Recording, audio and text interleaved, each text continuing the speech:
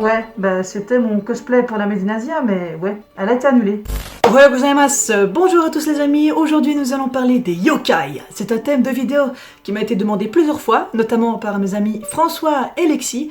Merci à vous pour m'avoir conseillé cette vidéo parce que franchement j'ai découvert un sujet super passionnant, vous allez comprendre pourquoi. Pour commencer, le mot yokai est composé de deux kanji. Yo qui signifie attirant ou calamité et kai qui signifie apparition ou mystère. Les yokai sont des créatures mythiques ou des légendes de la mythologie japonaise. À l'origine, les yokai étaient des humains qui ont subi des émotions destructrices ou qui sont morts dans d'atroces souffrances. D'une part, ils ont principalement des apparences d'animaux. D'autre part, ils peuvent avoir quelques traits humains. La plupart sont dotés de pouvoirs surnaturels, le plus courant étant la métamorphose. Il y a une liste non exhaustive de plusieurs centaines de yokai, vous trouverez le lien dans la description de la vidéo. Il y a même plus de yokai qu'il n'existe de kami. Je ne peux donc pas parler d'autant de créatures en si peu de temps, c'est pourquoi j'en ai sélectionné quelques-unes. J'espère qu'elles vous plairont. Ikimasho! Kappa. On pourrait le traduire par le petit garçon de la rivière. C'est un petit diablotin qui cherche à attirer les humains dans l'eau et qui aime beaucoup faire des farces, du genre lâcher des gaz et regarder sous le kimono des femmes. Vous l'avez peut-être déjà vu, c'est un petit être qui ressemble à une tortue, avec un crâne creusé, entouré de cheveux, avec un bec de canard. Si vous saluez un kappa, il vous saluera en retour, car malgré ses petits tours malicieux, il reste une créature très polie. Mais ne vous fiez pas aux apparences, il reste un démon, car ils peuvent aussi noyer des humains, kidnapper des enfants et violer des femmes. Ça va loin. Autre que la chair des enfants, les kappas aiment aussi manger des concombres. Les Japonais avaient pour coutume de lancer des concombres dans les étangs ou les rivières afin de ne pas laisser les kappas être tentés par leur progéniture. Ce lien avec le concombre a donné naissance au kappa maki. C'est une variété de maki avec des bâtonnets de concombre. Dans la culture populaire, on peut voir un kappa dans l'un des épisodes de Inazuma Eleven ou encore dans l'univers de Mario, les Koopas ont bel et bien été inspirés des kappas. Tanuki. On le désigne comme chien viverin, une sorte de raton laveur. Il est très populaire dans la mythologie japonaise, il est l'un des esprits de la forêt et le maître des déguisements. Il peut changer d'apparence à volonté. Le plus souvent, il est représenté avec un chapeau de paille, une gourde de saké et d'énormes testicules. Ces bourses ont donné naissance à des dessins ou des légendes humoristiques. Comme quoi le tanuki se servait de ses testicules pour attraper du poisson ou pour faire du tambour dessus. Cela dit, le tanuki est un signe de bonne fortune au Japon et son scrotum surdéveloppé est signe de prospérité et de réussite. Bon, pour la petite anecdote, sachez qu'il existe une comptine qui est chantée dans certaines écoles et crèches aux enfants. Je vous la donne. Tan tan tanuki no kintamawa kaze mo nai no ni bura bura. Bref. Beaucoup de livres et de jeux vidéo se sont inspirés du tanuki dans leurs œuvres, notamment dans le manga Naruto, où le démon Ichibi est un tanuki, ou encore une fois dans l'univers de Super Mario Bros 3, où quand Mario ramasse la super feuille, il se transforme en tanuki. Avouez que vous ne l'aviez pas remarqué. Kitsune. Celui-ci est mon préféré. Kitsune désigne le renard. C'est un esprit surnaturel qui peut lui aussi se métamorphoser. Il a souvent été associé à Inari, le dieu shinto du riz, comme étant son messager. Le kitsune peut prendre une apparence humaine, celle d'une femme par exemple.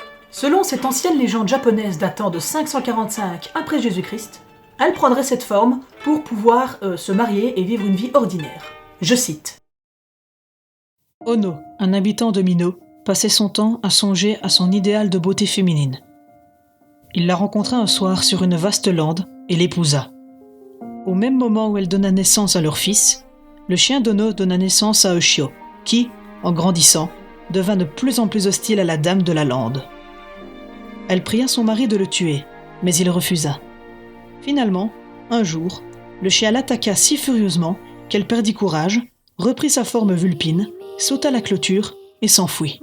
« Tu es peut-être renard » appela Ono après elle. « Mais tu es la mère de mon fils, et je t'aime. Reviens quand tu veux, tu seras toujours la bienvenue. » Ainsi, chaque soir, elle revint et dormit dans ses bras.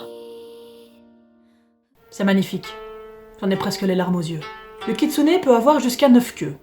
Plus il a de queues, plus il est sage et puissant. Lorsqu'un kitsune obtient sa 9e queue, sa fourrure devient blanche ou dorée. Et il acquiert la capacité de voir et entendre tout ce qui se passe à travers le monde, et il obtient aussi la sagesse infinie, l'omniscience. On parle donc de Kyubi no Kitsune. renard à 9 queues littéralement. Dans la culture populaire, on retrouve le kitsune dans beaucoup d'œuvres, notamment dans l'univers de Sonic, où Tails est un renard à 2 queues, dans Pokémon, où Goopix et Fenard sont des renards à 6 et à 9 queues, ou encore dans Super Mario 3D Land, quand Luigi peut se transformer en kitsune, encore une fois dans le manga Naruto, où le personnage principal du même nom est habité par Kurama, un démon, renard à 9 queues. Et même encore tout récemment, dans le jeu phénomène Fortnite Battle Royale, où le skin Nomade est directement associé au kitsune, et qui a même le petit compagnon qui porte le même nom. Coïncidence? Je ne pense pas. Oni. Il est l'une des icônes les plus populaires du folklore japonais. C'est un démon, un diable, qui ressemble le plus à un ogre ou à un troll. Il est souvent représenté avec une peau rouge ou bleue, 2 cornes, avec un pagne de peau de tigre à la taille, et maniant un kanabo. C'est un gourdin pointu qui était autrefois utilisé par les samouraïs. Les Oni étaient à l'origine des esprits ou des dieux qui causaient des désastres, des maladies ou des apparitions désagréables. Ils mangeaient des humains. Le kanji Oni signifie fantôme, mais sa racine chinoise signifie caché ou dissimulé. Certains villages tiennent des cérémonies annuelles pour faire fuir les Oni. Pendant Setsubun, une fête nationale qui a lieu le 3 février et qui célèbre l'arrivée du printemps, les gens jettent des graines de soja à l'extérieur de leur maison et crient « Oni wa soto, fuku wa uchi !» Littéralement, le démon dehors, la fortune rentre.